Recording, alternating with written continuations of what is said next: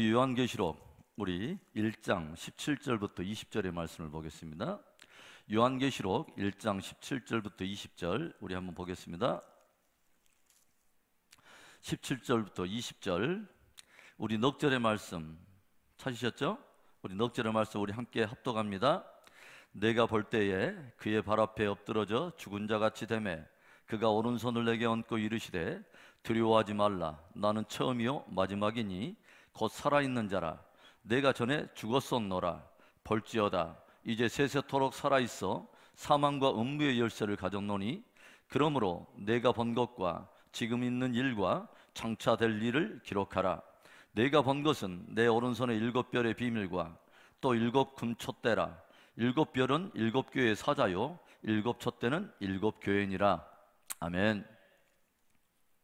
오늘 이 밤에 우리가 함께 나눌 제목은 촛대와 별의 비밀입니다. 우리가 먼저 강의에 들어가기 전에 한 5분 정도 우리 별에 대한 영상을 먼저 함께 보고 나서 말씀을 우리 함께 나누겠습니다.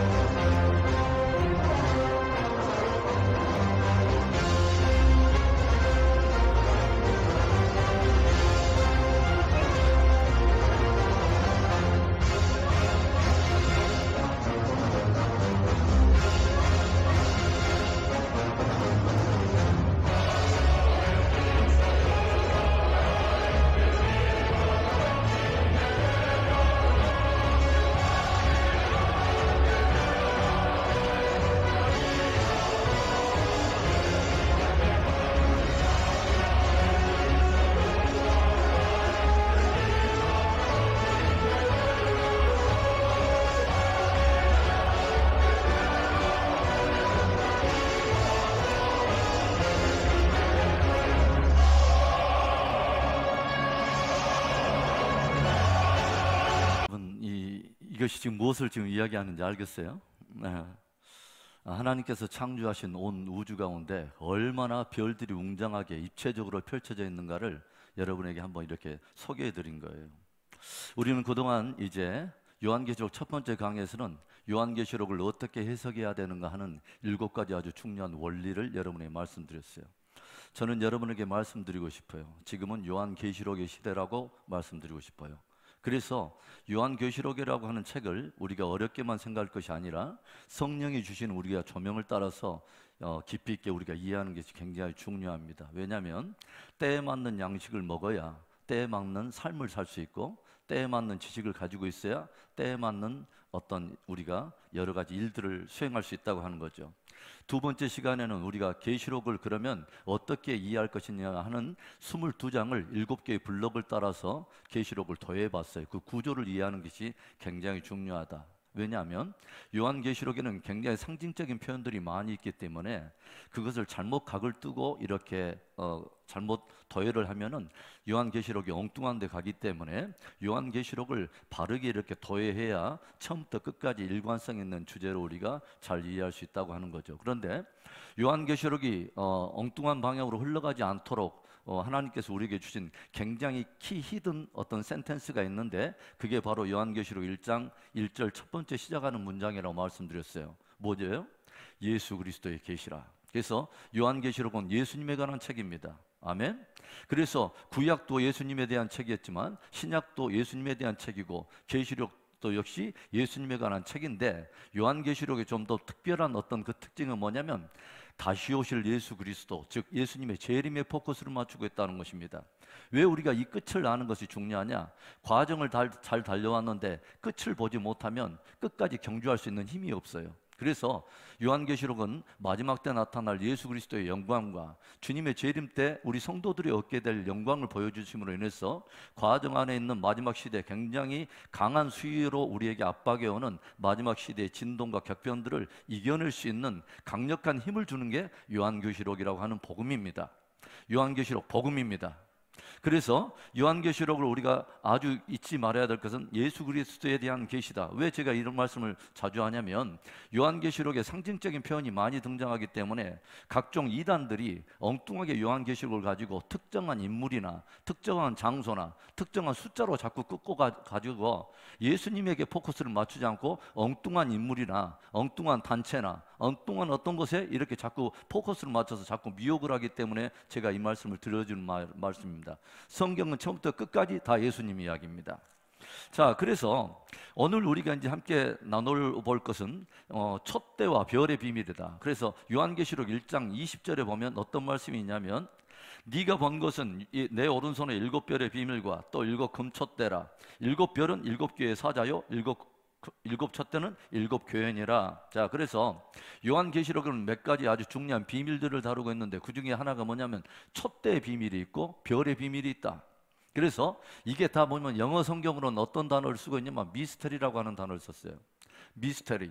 아주 신비한 거예요. 그렇죠? 신비한 것이고 아주 비밀한 영역인데 이것이 더 이상 비밀이 아닌 이유는 주님께서 우리에게 이제는 밝히 보여주셨기 때문에 아주 신비한 것이기는 하지만 비밀은 아니에요. 그래서 제가 뭐냐면 예수 그리스도의 계시라라고 했을 때 이 앞전에 여러분에게 계시라고 하는 이 단어의 원뜻을 제가 여러분에게 말씀드렸어요.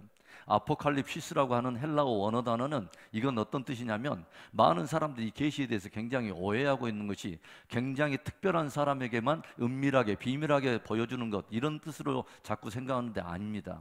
성경적인 계시의 원어는 정반대예요. 오히려 닫혀진 커튼을 밝히 열어서 안의 것을 밝히 보여준다는 거예요. 무엇을 밝히 보여줘요? 계시록 안에 담겨있는 예수 그리스도의 영광의 신비한 것들을 다 젖혀가지고 모든 성도들에게 다 보여준다는 것입니다. 왜? 예수 그리스도의 영광을 봐야 모든 것을 이겨낼 수 있기 때문에 예수 그리스도의 영광을 우리에게 보여주고 성도들이 또 취할 영광을 보여주고 있다고 하는 것입니다. 굉장히 중요한 단어죠.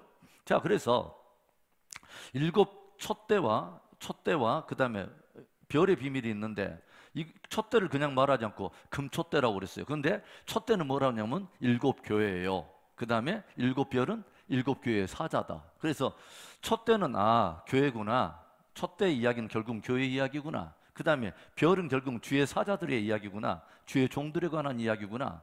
그래서 이것은 굉장히 중요한 거예요. 마지막 시대에 우리 주님께서는 처음부터 끝까지 관심이 어디 있냐면 교회와 성도들입니다. 그래서 이 계시록 1장이 딱 끝나면 2장, 3장에 곧바로 어떤 이야기가 나오냐면 7 교회들에 대한 이야기가 나와요. 그렇죠? 마지막 시대에 교회론이 굉장히 중요해요. 어떤 교회관을 가지고 있느냐에 따라서 신앙생활이 달라지기 때문에 교회를 어떻게 바라볼 것이냐가 하는 것이 우리들의 신앙생활을 결정해요. 그렇죠? 인간적인 조직으로만 우리가 교회를 바라보고 인간적인 어떤 체계나 행정체계로만 우리가 교회를 조직으로만 본다면 우리는 지극히 인간적인 신앙생활을 하게 될 거예요. 그런데 교회의 주인이 예수 그리스도고 우리가 다른 성도들이나 어떤 조직에 충성하는 것이 아니라 진짜 교회의 주인이 예수님이라는 것을 알게 되면 주님 바라보고 주님께 충성할 수 있습니다. 그래서 우리가 흔들리지 않은 거예요. 왜 자꾸 흔들리냐면 사람 보니까 흔들려요. 목사 보니까 흔들리고 자꾸 엉뚱한 행정과 조직을 바라보니까 사람이 흔들리는데 우리의 눈을 흐리지 않을 것은 처음부터 끝까지 예수님 한 분밖에 없어요. 자, 그래서 우리 7 별의 사자, 그 다음 금촛대라고 했는데 왜 촛대를 금이라고 했는? 금촛대는 교회의 보배로움을 담고 있는 것입니다. 예수님께서 당신의 피값으로 사셔 세운 교회가 그렇게 주님 보시기에 보배로운 거예요. 그런데 교회는 건물이 아니라고 말했어요. 당신의 피값을 주고 사신 바로 성도들의 연합이 교회예요. 주님은 저와 여러분 한 분 한 분을 굉장히 소중하게 생각하세요. 그래서 금촛대라고 말해요. 교회의 보배로움. 그래서 저와 여러분이 주님이 교회를 바라볼 때 그렇게 보배로운 것처럼 우리에게도 교회를 그렇게 바라보고 존귀하게 생각해야 그 공동체를 위해서 함께 덕을 세우면서 일하게 되고 서로를 우리가 존귀하게 우리가 높이면서 그렇게 신앙생활을 아름답게 우리가 할 수 있다고 하는 것이죠. 그런데 이 촛대에 무엇이 또 비밀이냐면 별이 비밀이에요. 주의 종들이 비밀을 가지고 있어요. 왜 그러냐면 마지막 시대는 우리가 예전에 그 전쟁 영화 중에 우주 어떤 공상과학 영화 중에 스타워스라고 하는 그 전쟁이 있었죠. 별들의 전쟁. 그런데 마지막 때는 진짜 별들의 전쟁이에요. 뭐냐면 진짜 별들이 이제 드러나기 시작합니다. 어두운 시대에 별들이 드러나는 것처럼 마지막 어두운 격변의 시대에 진짜 별들이 일어납니다. 하나님이 예비하신 마지막 세대를 성도들을 이끌어가지고 하나님께 인도할 참 별들이 드러나기 시작하고 그 별들이 드러나면서 어떤 별들도 드러나면 거짓 별들이 또 엄청나게 드러납니다. 그래서 우리가 별들을 이해하는 것은 우리가 굉장히 중요해요. 그래서 여러분 이 세상에는 진짜 별들이 엄청나게 많아요. 여러분 우리가 살고 있는 은하계가 어느 정도의 거리냐면요, 우리가 살고 있는 은하계가 있어요. 태양을 둘러싸고 있는 은하계가 있는데 우리가 살고 있는 은하계 여기서 처음부터 끝까지 그 정도 거리가 어디냐면 여러분이 저와 함께 영상을 바라보다가 처음에 몇 킬로미터 나오다가 나중에 LY라고 나왔어요. 그 뒤에 단위가 이것만요 라이트 이어 광년을 말해요. 빛이 1초에 가는 그 속도. 그런데 1년 동안 가는 속도를 1광년이라고 하죠. 그렇죠? 그런데 빛이 1초에 어느 정도로 가냐면 지구의 지름이 12,700km예요. 12,700km예요. 지구의 지름이. 빛이 1초에 가는 속도가 지구 7바퀴 반을 돕니다. 이게 빛이 1초에 가는 거리예요. 그런데 그 속도로 1년 가는 거리를 1광년이라고 그래요. 무슨 말인지 알겠어요? 자꾸 이렇게 뭐 년자 붙인다고 해서 여러분 이상한 생각하지 마세요. 광년 하니까 막 미친 뭐 이런 생각하지 마세요. 빛이 가는 소리의 속도예요. 그런데 12,700km인데 태양은 지름이 얼마냐면 140만 km예요. 그러니까 몇 배 정도가 되냐면 지구의 약 110배 정도의 그 크기를 가지고 있어 태양이. 그런데 이제 우리가 살고 있는 은하계에는 몇 개 정도의 별이 있냐면요, 작게는 2,500억 개, 그리고 많게는 4,000억 개 정도의 별이 있어요. 여러분 놀라지도 않죠? 워낙 그 돈들이 많으니까 억을 많이 다뤄보니까. 여러분 그런데 별이 우리가 살고 있는 은하계만 해도 별들이 어마어마하게 많죠. 2,500억 개 내지는 많게는 4,000억 개. 왜 이렇게 갭이 많이 차이가 나느냐? 현대 과학의 어떤 광학 렌즈나 이 컴퓨터 시스템을 동원해도 모든 섬세한 별의 숫자를 다 헤아릴 수가 없는 거예요. 어마어마하게 방대한 거예요. 그런데 우리가 살고 있는 은하계 이쪽에서 저 끝까지가의 거리가 뭐냐면 10만 광년이에요. 그러니까 빛이 1초에 가는 속도로 몇 년을 가냐면 10만 년을 가야 우리가 살고 있는 은하계 이쪽에서 저쪽 끝까지의 거리예요. 굉장한 거죠. 그런데 여러분 태양도 굉장히 크잖아요. 그런데 굉장히 이제 큰 별 하나가 발견이 됐어요. 큰 계자리라고 하는 그 별이 등장했는데, 여러분 그 중간에 영상을 바라보면 큰 계자리하고 태양을 이렇게 비교해 놨잖아요. 그렇죠? 근데 이 큰 계자리가 이 태양의 몇천 배 정도 나면 약 2,000배 정도 되는 엄청나게 큰 별이에요. 그리고 지구의 약 19만 배나 되는 한 별의 크기가 그렇게 엄청난 그 크기예요. 그리고 우리가 살고 있는 은하계가 10만 광년인데, 최근에 이 광학 컴퓨터 시스템으로 이제 이게 우주 과학이 막 발달해 버리니까 어떤 은하계가 발견됐냐면 우리가 살고 있는 이 은하계에 60억 배가 되는 어마어마한 큰 은하계가 발견됐어요. 그 안에 별들이 얼마나 많이 있는가는 우리가 상상을 초월하겠죠. 그런데 이 별들이 이제 축적이 되면서 현재 현존하는 가장 큰 별이 어떤 별이냐면 스티븐슨 2-18이라고 하는, 스티븐슨 2-18이라고 하는 어마어마한 별이 발견이 됐어요. 이 별의 크기는 지구의 몇 배 정도 되냐면 1경 2천조 배. 그렇게 지구의 1경 2천조 배. 엄청난 거죠. 그렇죠? 태양의 수십억 배예요. 그 별 하나의 크기가. 이 별이 발견됐어요. 진짜 별일이죠. 진짜 별일이에요. 그래서 그 하여간 온 우주에는 어마어마한 그 별들이 상상을 초월하는 하게 펼쳐져 있어요. 그래서 스티븐 호킹 박사라고 하는 미래학자 또는 뭐 이런 그 우주에 그 관심이 굉장히 유명한 사람이 있죠. 스티븐 호킹 박사가 그런 말을 했어요. 온 지구의 그 별들은 이렇게 굉장히 많은 차원으로 펼쳐져 있는데 무려 11차원으로 펼쳐져 있다라는 이상한 말을 했어요. 그러니까 우리가 보통 2차원, 3차원, 4차원 이야기인데 온 우주가 어떻게 펼쳐지면 11차원으로 펼쳐져 있다는 거예요. 우리는 그냥 이해 안 해도 돼요. 와, 굉장하구나, 이 정도만 알고 있으면 돼요. 그러면 그 엄청난 우주의 그 광명을 펼치신 그분은 얼마나 크신 분이며 위대하신 하나님이시겠어요. 할렐루야. 그래서 이사야서 40장 26절을 보면은 어떤 말씀이 있냐면, 이사야서 40장 26절에 읽어봅시다. 시작. 너희는 눈을 들어 누가 이 모든 것을 창조하였나 보라. 주께서는 수요대로 만상을 이끌어내시고 그들의 모든 이름을 부르시나니 그의 권세가 크고 그의 능력이 강함으로 하나도 빠짐이 없느니라. 아멘. 이 모든 별들을 하나님이 창조하셨다고 하는 것이죠. 그렇죠? 그리고 하나의 오차도 없이 이 모든 것을 운행하고 계신 분이 하나님이세요. 모든 만상을 창조하시고 그 하나하나의 별들을 다 헤아리시고 그 이름대로 불러내시는 분이 하나님이세요. 놀라우신 하나님이시죠. 그 하나님이 저와 여러분의 이름을 알고 계세요. 우리의 존재가 그분 손 안에 달려있는 것이죠. 오늘도 우리가 귀경길에 추석을 이제 다 끝나고 명절에 올라가는 데서도 인간들이 만드는 자동차는 그것을 제대로 운전을 못하니까, 주행을 못하니까 서로 치고받고 하여간 뭐 사고가 나고 난리인데, 하나님이 11차원으로 펼쳐놓은 별들은 오늘도 그 작은 별 하나도 오차 하나도 없이 질서정연하게 그분의 통제 안에서 그렇게 질서 있게 운행한다고 하는 것이죠. 하나님은 실수가 없으신 하나님이에요. 그 하나님이 저와 여러분의 인생을 붙들고 있다고 하는 것이 얼마나 위대하고 놀라운 것입니까? 여러분 나중에 집에 가가지고 유튜브에 가는데 별들과 고래라고 하는 영상을 쳐보세요. 별들과 고래. 그럼 거기에 보면 온 우주가 돌아가면서 소리가 나는데 박자가 막 이렇게 나와요. 그리고 박자에 그 물 해저 아래서 울리는 돌고래 소리, 고래 소리가 함께 믹싱해가지고 인간들의 찬양을 함께 더불어서 올려놓은 거 있어요. 위대하신 주 찬양해 주님, 이 찬양을 더불어서 해놨는데 온 우주에 운행하는 그 천체 소리 위에서 나오는 기계음들과 그 다음에 바다에서 나오는 물고기 소리와 인간의 찬양 소리를 조합해 놓은 건데 얼마나 멋있는지 몰라요.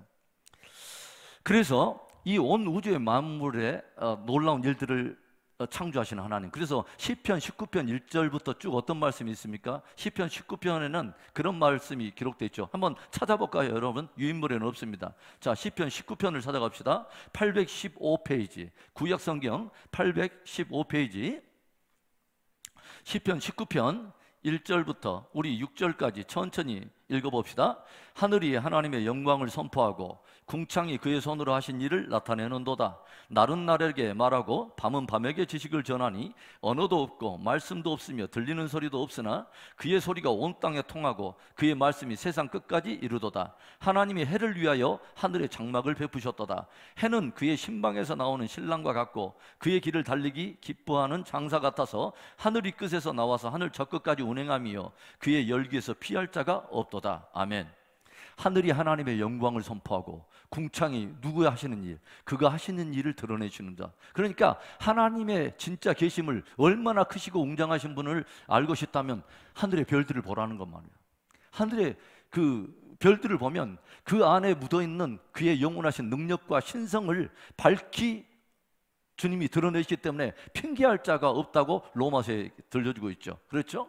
조금만 마음을 열고 온 우주를 바라본다면 온 우주를 창조하신 그 하나님의 위대하신 세계를 볼 수 있고 그 가운데 우리의 인간의 그 정말 연약함을 우리가 이해하게 되고 이 작은 정점에 가치도 없는 우리의 인간들을 향한 하나님의 그 위대한 사랑, 당신의 하나밖에 없는 아들을 내어주셔서 구속하신 하나님의 위대한 사랑 앞에 우리는 찬양하지 않을 수가 없다는 것입니다. 얼마나 놀라운 은혜입니까? 그렇죠? 그래서 이 모든 별들은 우리가 이해할 것은 경배의 대상이 아니에요. 이 모든 별들 역시 하나님의 피조물일 따름이지 경배의 대상이 아니에요. 왜냐? 그래서 애굽에서는 무엇을 신으로 섬겼습니까? 태양신을. 그렇죠. 태양을 바로 신으로 또 섬기기도 하고, 그 다음에 성경에 보면은 이스라엘 백성들도 우상을 숭배하면서 가나안에서 별들 숭배하는 것들을 따라가서 그런 별들을 숭배하잖아요. 그래서 그 식굿이라고 하는 그 이름도 나오고 기운이라고 하는 이름도 구약에 나오잖아요. 너희가 광야에서 뭐예요? 너희의 신인 식굿을 쫓아가고 기운을 쫓아가지 않았느냐. 식굿이라고 하는 것이 오늘날의 별 이름이 토성을 말하는 거죠. 그 다음에 기운이라고 하는 것은 또 다른 별신을 섬기는 이런 것들. 그러니까 이 모든 천체 만물은 뭐예요? 경배의 대상이 아니에요. 이 모든 것은 다 그 존재 자체로 자기를 창조하신 하나님을 증거하고 있는 거예요. 그렇죠. 여기에 있는 마크펜은 이 마크펜 자체가 무엇을 증거하냐면 이 존재 자체로 이 마크펜을 지은 누군가가 있다고 하는 것을 증명해요. 온 우주 만물이 마찬가지예요. 그 존재 자체로 그것을 지으신 하나님, 창조주 하나님을 높이며 찬양하고 있는 것입니다. 우리가 기억해야 되는 거죠. 자, 그래서 온 우주 만물에는 엄청난 이런 별들의 세계가 있다. 위대하신 하나님, 창조주 하나님. 그런데 이제 하나님께서는 천체에 보이는 가시적인 별들을 빗대어서 어떤 또 비유적인 표현을 하세요. 자, 2번으로 가지고 별과 종말 해가지고 창세기 15장 5절의 말씀, 자 읽어봅시다. 시작. 그를 이끌고 밖으로 나가 이르시되 하늘을 우러러 무뼈를 셀 수 있나 보라. 또 그에게 이르시되 내 자손이 이와 같으리라. 하나님께서 누구에게 하신 말씀이냐면 아브라함에게 주신 말씀이에요. 아브라함아, 너의 자손이 이와 같을 거야. 그런데 놀랍게도 이 말씀을 지금 하고 계실 때는 아브라함이 아이 하나도 없을 때예요. 그렇죠. 아이를 하나도 없을 때 주님께서는 이미 하나님께서는 어떤 것을 말하냐면 아브라함에게서 난 엄청나게 별과 같이 수많은 영적 자손들을 주님은 약속해 주신다고 하는 것입니다. 하나님께서는 보이지 않는 것을 이미 보시는 것처럼 말씀하시는 분이에요. 그분은 영혼의 처음부터 끝까지를 알고 계시기 때문에 주님만이 이 말씀을 하실 수 있는 거예요. 그래서 하나님은 전능하신 하나님이기 때문에 그가 하시는 말씀 자체는 이미 결론이요 성취예요. 그래서 그분은 전능하신 하나님이신 거예요. 엘샤다이의 하나님. 그래서 창세기 17장 1절에 뭐냐면 아브라함이 99세 때 주님이 나타나시죠. 그래서 아브라함아, 나는 전능하신 여호와라. 그러면서 뭐냐면 지금 이제 99세가 돼가지고 아브라함의 이제 더 이상 생명에 대한 어떤 기운도 없고 사라의 경수가 다 끊어진 때 주님께서는 뭐냐면 자손에 대한 약속을 또 확증해 주세요. 그러니까 우리가 바라보고 있는 환경을 가지고 끝이다, 이건 절망이다라고 말해서는 안 돼요. 끝을 이야기할 수 있는 분은 하나님 한 분밖에 안 계세요. 하나님이 끝이 아니라면 아니에요. 하나님이 이제 시작이야 라고 말하면 시작이에요. 여러분, 그래서 하나님의 말씀을 여러분과 저의 진리와 결론으로 붙드는 은혜가 있기를 주의 이름으로 축원합니다. 굉장히 중요해요. 하나님의 말씀을 결론처럼 붙들고 사는 것은 너무 중요해요. 그래서 아브라함의 후손들, 영적 자손들을 뭐냐면 밤하늘의 별과 같으리라 하고 별들에 빗대어서 이야기를 하는가 하면, 또 다니엘서 12장 3절에 보면 어떤 말씀이 있냐면, 지혜 있는 자는 궁창의 빛과 같이 빛날 것이요 많은 사람을 옳은 대로 돌아오게 한 자는 별과 같이 영원토록 빛나리라. 아멘. 그래서 최근에 영상을 틀어보면 BTS도 있고 뭐 이렇게 아이돌 스타들이 많은데, 그런 스타들이 진짜 스타가 아니라 하나님의 관점에서 마지막에 엄청난 별들이 일어나요. 별들의 시대가 일어나요. 여러분, BTS가 꼭 그 BTS만 아니에요. 오늘 우리 수요 모임 자체가 BTS예요. 바이블 트레이닝 세미나리 BTS. 성경 우리가 훈련 학교 해가지고 BTS 바이블 트레이닝 스쿨 해서 우리가 BTS, 우리가 스타들이에요. 할렐루야. 예. 그래서 하나님은 영적 자녀들을 또 별로 이렇게 표현을 하신다고 하는 것이죠. 예수님께서는 스스로를 뭐라고 하냐면 계시록 22장에 나는 광명한 새벽별이라. 주님이 뭐라고 하냐면 당신을 새벽별이라고 말씀하세요. 그것은 뭐냐면 새벽별이라고 하는 것은 잠시 후에 무엇이, 새벽에 있는 별들은 이제 무엇과 함께 있대었냐면 밝아오는 태양이 이제 돋는 새 날을 지금 의미하고 있는 거죠. 무엇을 말하냐면 주님이 이제 마지막 시대 새벽별이라고 하는 것은 주님의 영광이 서서히 다가오고 있다는 것입니다. 재림과 함께 이루어질 영원한 나라에 엄청난 영광이 밀려오고 있다고 하는 것을 표현하는 바로 그런 단어예요. 재림과 관련해서 주님이 자기의 정체성을 표현할 때 나는 광명한 새벽별이야 라고 말하는 거예요. 주님이 그러니까 별이에요. 주님이 스타예요. 별이죠. 그런가 하면 아까 제가 말했던 아브라함의 후손들이 별들이에요. 그리고 마지막 시대는 많은 사람들을 옳은대로 돌아오게 하는 어마어마한 별들이 일어나요. 그래서 마지막 시대는 진짜 별들의 시대예요. 예, 스타워즈가 벌어지는 거예요. 그런데 이런 별들만 꼭 별이 아니에요. 여러분, 사탄, 즉 루시퍼가 또 별 출신입니다. 예, 장성 출신이에요. 그러니까 이사야서 14장 12절인가요? 거기 보면 어떤 말씀이 있냐면, 찾아갈까요? 자, 봅시다. 이사야서 14장 12장을 찾아갑시다. 자, 이사야서 14장 12절에 자, 983페이지에 이사야서 14장 12절, 너 아침의 아들 계명성이여 어찌하여 하늘에서 떨어졌으며 너 열국을 엎은 자여 어찌 그리 땅에 찍혔는고. 바로 이것이 사단을 표현한 것입니다. 루시퍼가 뭐냐면 출신 자체가 계명성이에요. 계명성이 뭐요?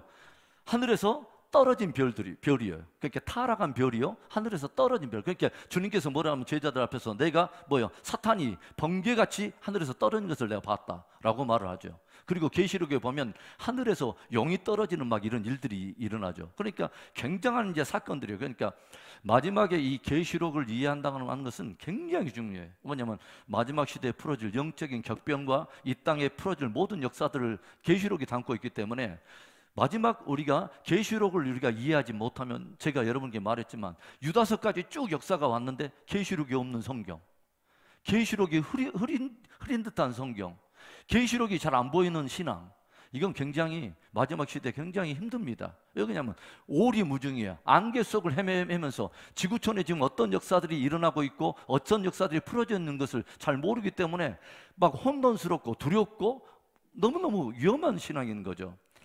처음부터 끝까지 예수님과 한 시선으로 역사를 이해한다는 것은 축복 중에 축복이에요. 굉장히 중요해요. 자, 그래서 아침의 아들 계명성, 하늘에서 떨어진 별로 묘사하고 있다고 하는 거죠. 그리고 성경은 타락한 선지자들을 별로 또 표현을 해요. 보면은 유다서 13절에 뭐라고 하냐면, 성경은 타락한 선지자들을 깜깜한 흑암으로 돌아갈 유리하는 별들이라, 이런 표현을 해요. 예. 잘못된 그 타락한 별들을, 선지자들. 그리고 또 하늘에서 떨어진 별로서 쑥물을 먹이는 별들이 있어요. 계시록 8장 10절에 찾아가 볼까요? 자, 계시록 8장 10절을 찾아가 보세요. 계시록 8장 10절에 봅시다. 거기 보면 세 번째 천사가 나팔을 부는 이야기가 나오죠. 자, 8장 10절 찾으셨죠? 셋째 천사가 나팔을 부니 횃불같이 타는 큰 별이 하늘에서 떨어져 강들의 3분의 1과 여러 물샘에 떨어진 이 별 이름은 뭐예요? 쓴 쑥이라. 물의 3분의 1이 쓴 쑥이 되매 그 물이 쓴 물이 되므로 많은 사람이 죽더라. 굉장히 중요한 거죠. 여러분, 하늘에서 어떤 큰 별 하나가 떨어졌는데 이 별의 이름이 뭐냐면 쑥이야. 그런 이 별이 떨어져 가지고 강과 물샘들의 3분의 1이 쑥물이 돼 가지고 이 물을 마신 자들마다 다 죽는다는 이야기예요. 굉장히 중요한 거예요. 여러분, 마지막 시대는요, 육계와 영계가 함께 갑니다. 굉장히 중요한 거죠. 별들이 흔들린다, 권능이 흔들린다. 성경에 막 그런 표현이 나오죠. 마태복음 24장에서도 예수님께서 징조들을 이야기하면서 마지막 뭐요? 권능이 흔들리리라. 별들이, 해와 달과 별들이 어두워지리라, 흔들리리라. 베드로 후서에도 뭐라냐면 하늘이 두루마리 말리듯이 이런 일들이 있다. 이런 많은 일들이요, 여러분, 단순한 일들이 아니에요. 육계에서도 그런 큰 하나의 하나님이 지금까지 붙드셨던 원리들이 풀어져 버리면서 굉장히 위기의 때가 다가올 것을 말하면서 영계에도 바로 그 혼란이 온다는 것이에요. 별이 뭐요? 교회의 사자들이라. 주의 교회의 사자들이 현저하게 타락해 버립니다. 쑥물을 먹고 큰 별의 침을 받아가지고 주의 종들이 쑥물을 품어내 버려요. 하나님의 진리를 품어내는 것이 아니라 엉뚱한 비진리를 품어내니까 그 물을 먹는 자마다 다 영적으로 죽어버려. 굉장히 중요한 시대예요. 그러니까 이게 신비 중에 신비예요. 별의 비밀인 거예요, 이게.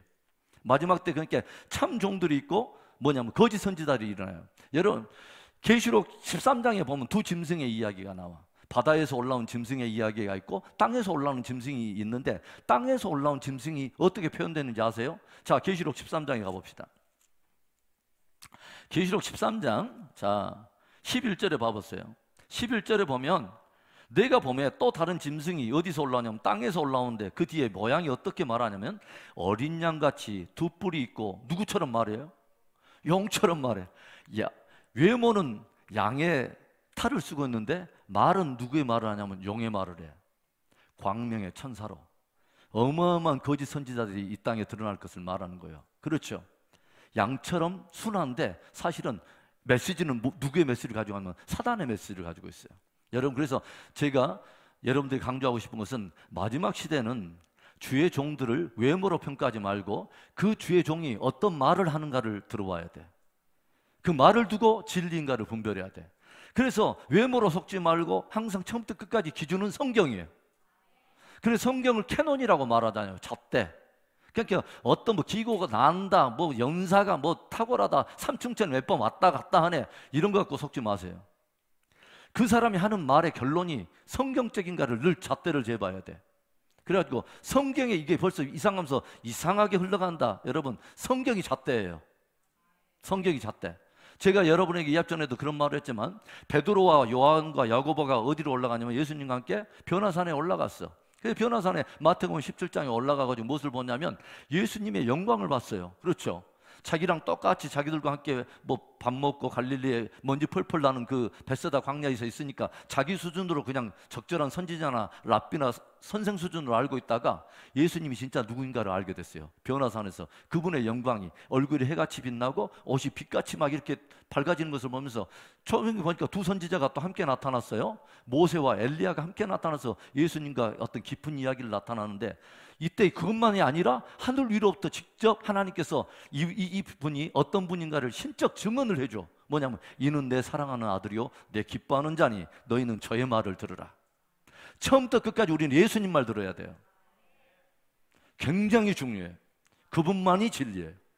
그러니까 굉장히 중요해요. 왜 그러냐면, 왜 제가 이런 말을 하냐면 마지막 시대가 진리 전쟁의 시대이기 때문에 제가 이 말씀을 드리는 거예요. 그래서 저녁에 보니까 베드로는 그 업종 것을 보고 막 황홀경에 빠지잖아요. 그래서 비몽사몽간에 막 황홀해가지고 주여, 주께서 내게 허락하시면 내가 초막셋을 지고 하나는 주를 위하여, 하나는 엘리야를 위해서, 하나는 모세를 위해서 내가 하겠습니다 막 하고 있는데 막 이런 영광을 봤어. 그래서 베드로가 그 이야기를 하잖아요. 베드로후서에서. 자, 또 찾아갑시다. 자꾸 확인해야 되니까. 베드로후서에서 베드로가 이런 말을 해요. 자, 베드로후서 1장 17절 16절부터 봅시다.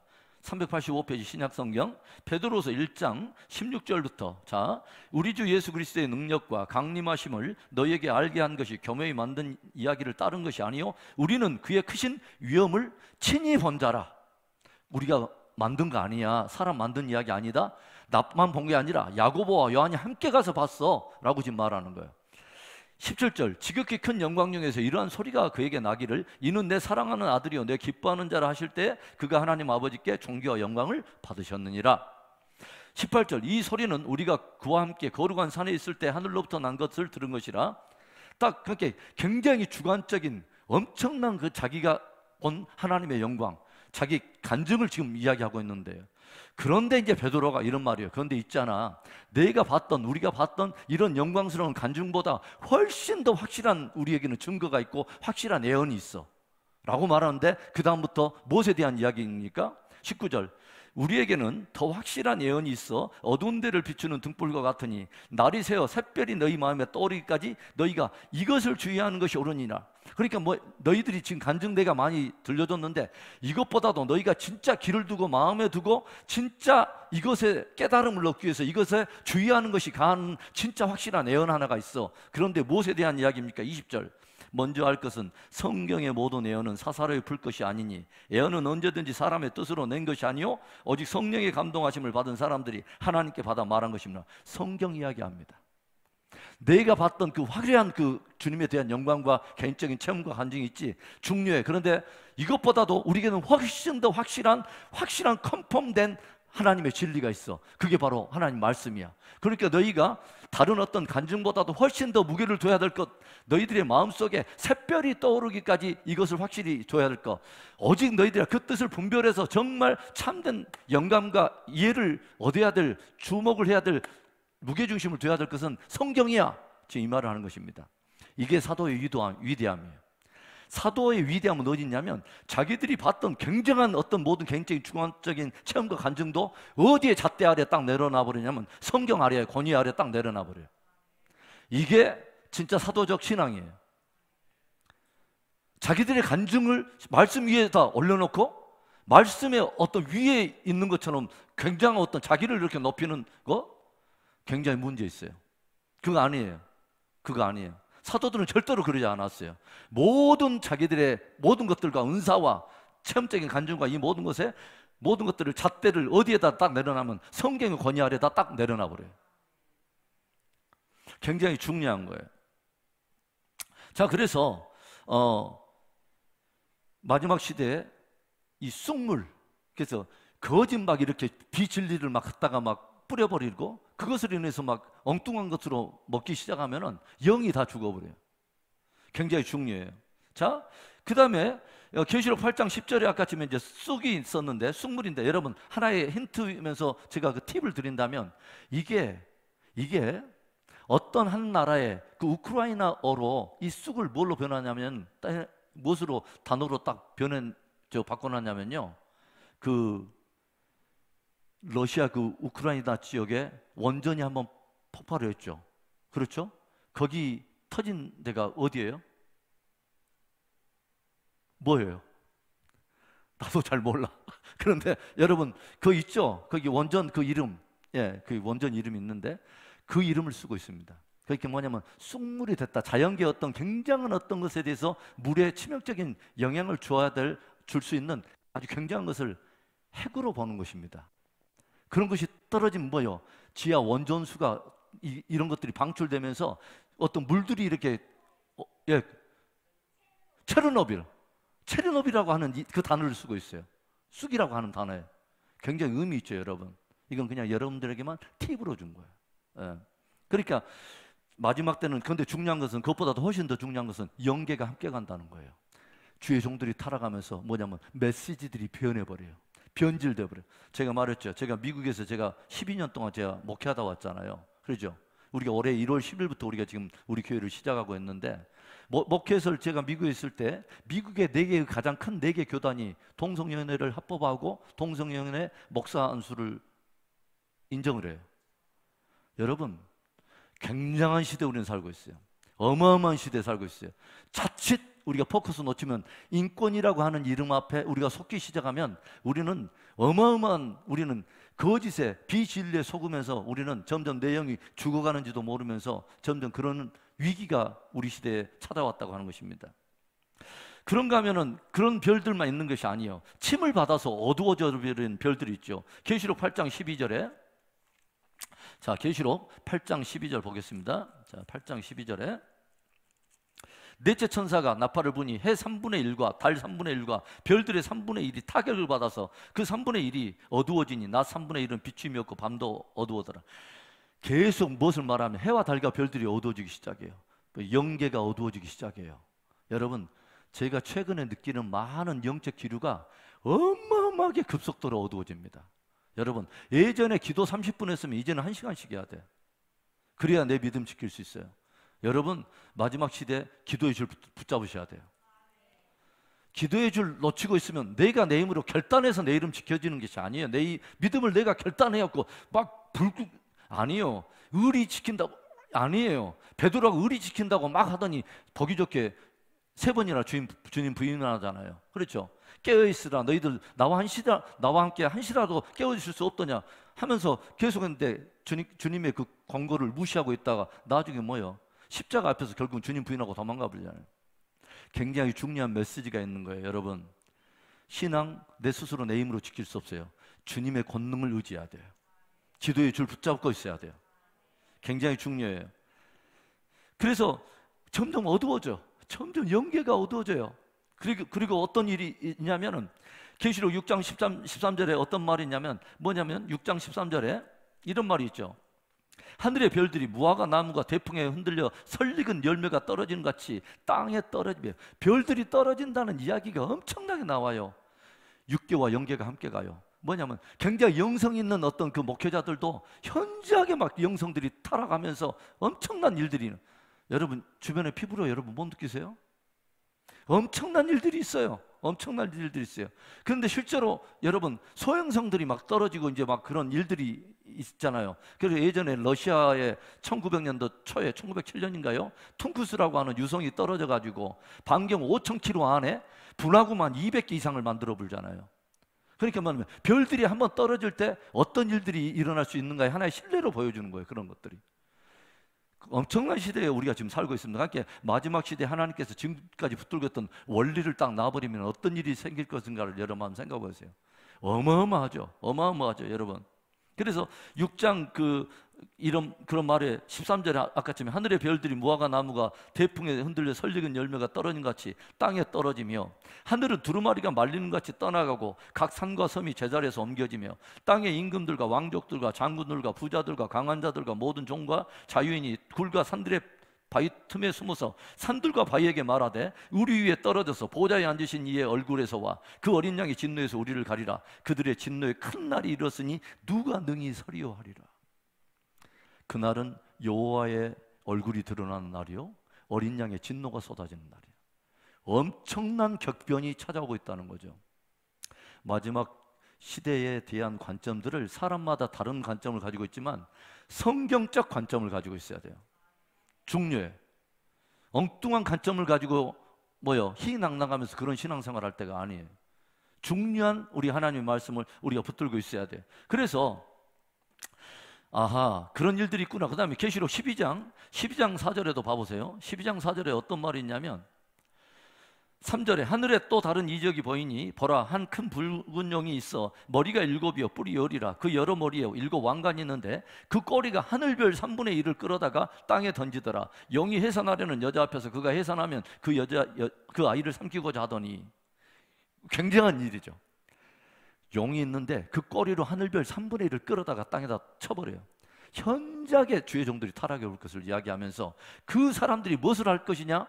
꼭 예수님의 초림 때 했던 그런 일들을 하게 된다는 거예요. 초림 때 어떤 일이 했어요? 하늘별 3분의 1을 끌어다가 땅에 던졌는데 용이 해산하려는 여자 앞에서 그가 해산하면 그 아이를 삼키고자 하더니 여자가 아이를 낳으면 그 여자 삼키려고 용이 기다리고 있어요. 그 여자가 낳을 아이가 누구냐? 5절 여자가 아들을 낳으니 이는 장차 철장으로 만국을 다스릴 남자라. 그 아이를 하나님 앞과 그 보좌 앞으로 올려가더라. 초림 때 예수님께 있었던 사건입니다. 그렇죠? 예수님 태어나면 2살 아래에 모든 남자아이를 다 쳐 죽일 그런 일들이 있었습니다. 그렇죠? 이 세상에 당시에 유대 땅을 다스리는 헤롯이라고 하는 이 적그리스도의 한 예표를 통해서 태어나면은 메시아를 죽이려 하는 어마어마한 사단적 계계가 있었어요. 창세기로부터 그로 말미암아 저를 믿으면 모든 사람이 믿고 영생을 하기 때문에 그가 오지 못하도록 끝까지 사단이 마지막 모든 핵심적인 사단의 병력을 어디에서 쏟아내냐면 유대 베들레헴 그 근방에다. 이 당시에 마지막 시대도 똑같아요. 사단의 모든 병력을 어디에다 다 총출동하려면 예수 그리스도의 재림을 믿지 못하도록, 이것을 준비하지 못하도록 모든 성도들에게 쑥물을 뿌려볼 거예요. 지금 미국에 있는 교회 목사들의 40% 이상이, 목사들의 40% 이상이 재림을 믿지 않습니다.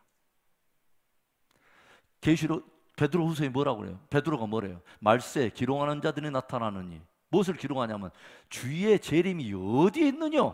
창세로부터 하나님의 지으신 세상은 지금까지 변함없이 이렇게 했는데 재림은 무슨 재림? 주의 재림 사건을 놓고 기록하는 자들이 있다. 왜? 주의 재림에 대한 것을 쑥물을 뿌려놓으면 신부들이 소망을 잃어버려요. 신부의 최고의 소식은 뭐예요?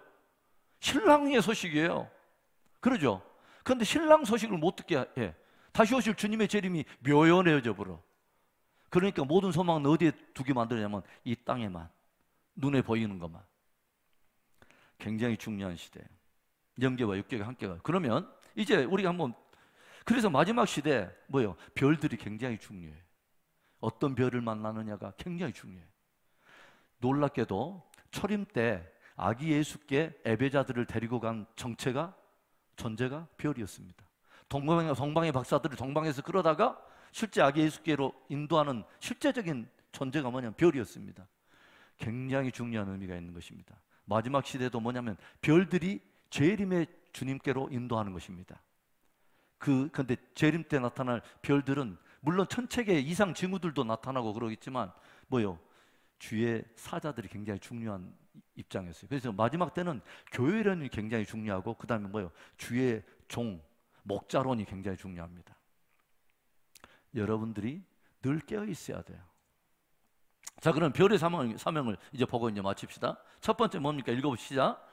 때와 시간을 알려준다. 여러분, 별들을 왜 하나님께서 창조하셨어요? 창세기에 뭐라고 나오면 해와 달과 그 다음에 별들을 주님이 창조하시고 해로 하여금 낮을 주관하게 하시고 별들로 다른 밤을 주관하게 하시고 그 다음에 뭐요? 많은 별들을 궁창에 두셨어요. 이것을 가지고 무엇을 말하냐면 일자와 연한과 사시와 이런 징조를 드러나게 하셨죠. 그렇죠? 이 말이 창세기에 나오잖아요. 그렇죠? 창세기 1장 14절에 그렇죠? 그래서 별들은 별들 안에는 징조를 담고 있구나. 사인을, 그러니까 별들을 보면 뭔가 사인을 담고 있구나. 놀랍게도 뭐냐면 실제로 주님께서도 뭐냐면 하늘의 권능들이 흔들린다. 어떤 별들을 동안 뭔가 천체계 뭔가 이상 징후들이 일어나고 해가 사람을 태운다. 뭐 굉장한 이야기도요. 지금 어떤 일들이 일어나죠? 지구 온난화가 일어나고 있죠. 그렇죠? 해가 사람을 태운다. 서서히 북극이 서서히 녹기 시작하고 지구촌에 어마어마한 계절의 변화들이, 예전에는 뭐냐면 눈도 내리지 않은 곳에 눈이 내려. 그런데 예전에 눈 내렸던 게 갑자기 열대야가 일어나 버려요. 온 지구촌에 변화가 일어나요. 어마어마한 일들이 일어나죠.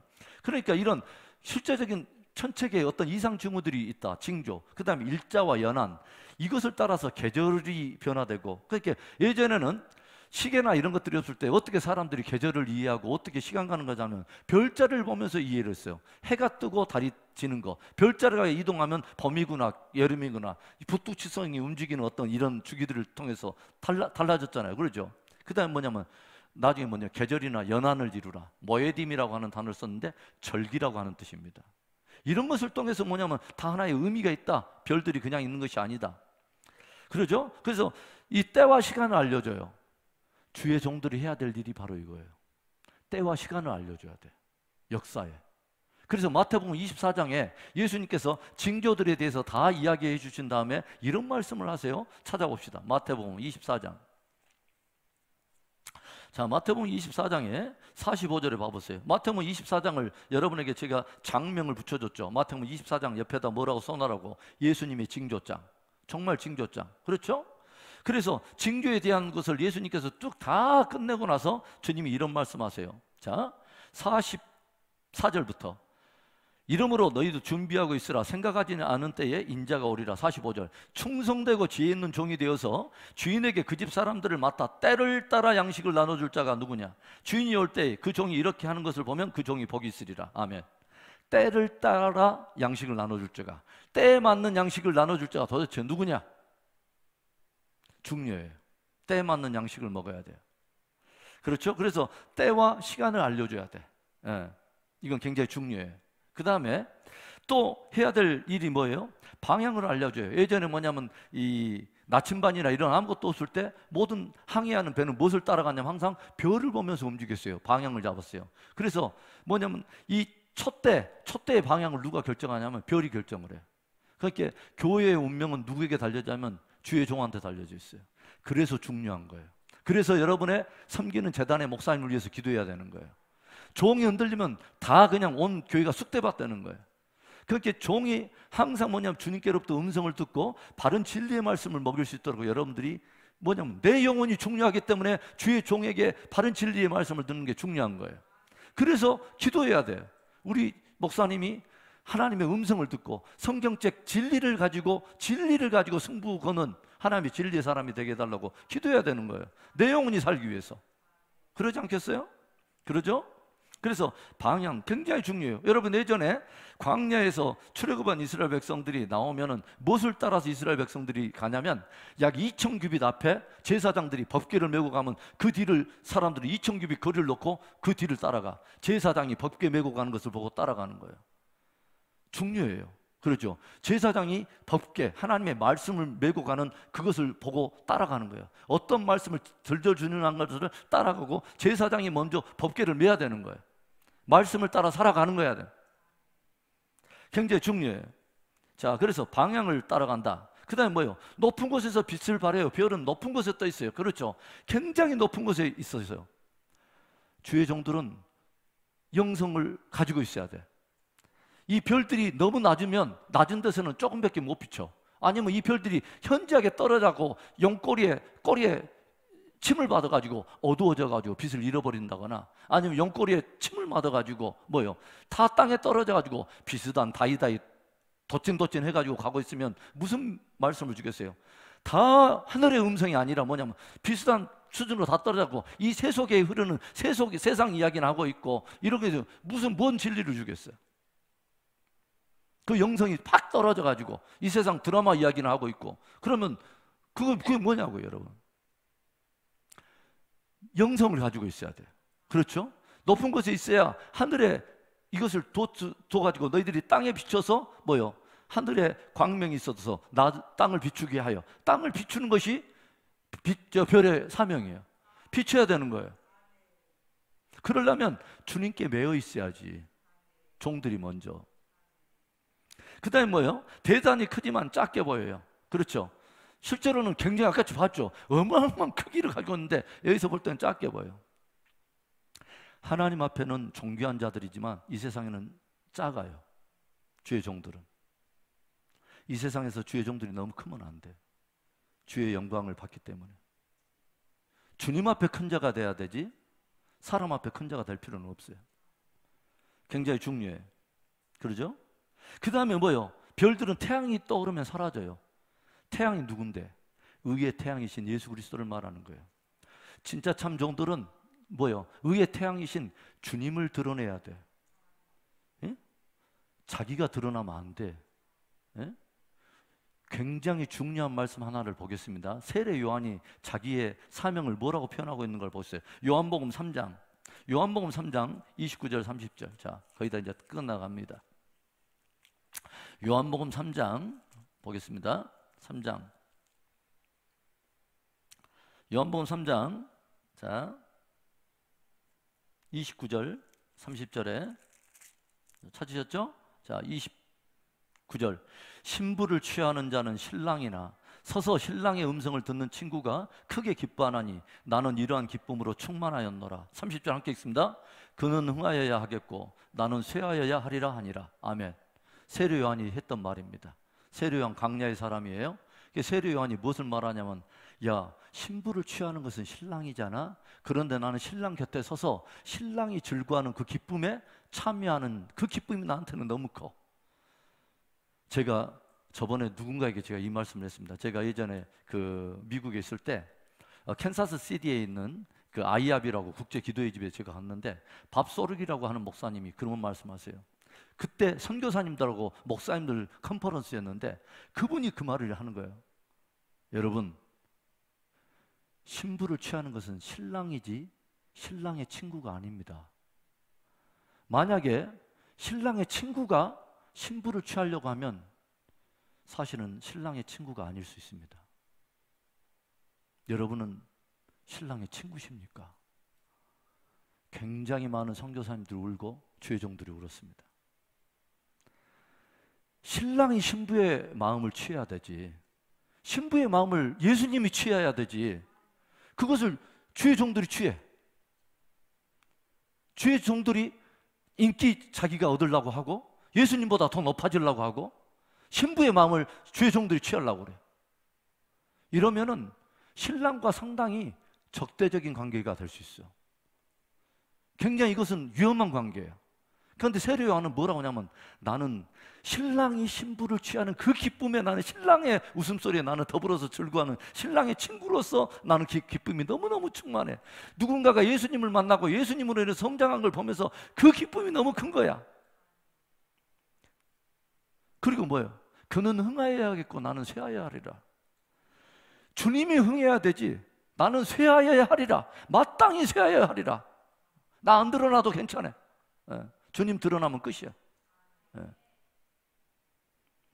굉장히 중요한 말이에요. 여러분, 그래서 모세와 엘리야도 주님과 영광 가운데 있다가 사라지잖아요. 모세와 엘리야도 사라져. 그 다음에 뭐예요? 아기 예수께 인도하던 그 별도 아기 예수께 딱 인도하고 나서 사라져. 세례 요한도 그가 흥하여라 나는 쇠하여라 사라져. 주님이 영광을 받아야 될 그 자리에 신부의 마음들을 취하고 있는 엉뚱한 사람들 있죠. 예, 이단들. 엉뚱하게 예수님이 있어야 될 그 자리에 자기 존재감을 드러놓고 사람들의 마음을 미혹해서 사람들의 마음을 얻고 있는 엉뚱한 사람들이 있어요. 위험한 사람들. 자, 그래서 6번에는 낮에는 보이지 않지만 밤이 되면 떠오른다. 그렇죠. 낮에는 별이 잘 안 보여. 그런데 어두우면 이제 빛이 드러나.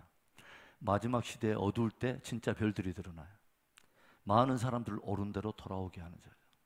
여러분, 마지막 시대에 빛을 발하는 별들이 될 수 있기를 바라요. 어두운 때 진짜 신앙이 드러나. 낮에 평통할 때는 다 몰라. 다 풍성한 데 있는데 몰라. 그런데 진짜 어려울 때, 고난을 당할 때 진짜 별들의 진가가 드러나고 진짜 증인들이 일어나. 그리고 진짜 진리의 사람들이 일어나요.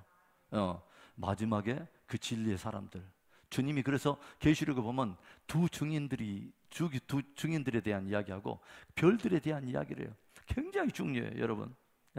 여러분, 초림을 인도에 있던 그 정체가 별이었어요. 이건 굉장히 마지막 시대와 함께 맞물렸어요. 초림은 재림의 하나의 모형을 담고 있어요. 그렇죠? 예수님에 대한 그 별들이 진짜 예배자들을 아기 예수께 인도했는데 대부분의 많은 사람들의 반응은 예루살렘에 뭐예요? 예수님이 오시는 것에 대해서 관심이 없어요. 초림 때. 그러니까 예루살렘 사람들이 막 소동하고 난리가 아니에요. 뒤늦게 막 대제사장들 나타나서 헤롯이 야 메시아가 어떻게 오기로 했냐 하니까 유대 베들레헴에 오기로 했는데요. 뒤늦게 막 하여간 소동소동해요. 마지막 때도 똑같은 거예요. 재림을 준비하지 못한 사람들이 뭐냐 허겁지겁하면서 막 두려워하면서 뭘 해야 될지 모르는 막 그런 삶을 살게 된다는 거예요. 굉장히 여러분, 저와 여러분들이 중요한 시대에 살고 있어요. 여러분, 촛대와 별의 비밀. 마지막 시대에 주님이 예비하신 진짜 별과 같이 많은 사람 옳은 대로 돌아오게 하는 저와 여러분들의 생애, 그리고 우리의 금촛대와 같은 우리 공동체가 되기를 주의 이름으로 축원합니다.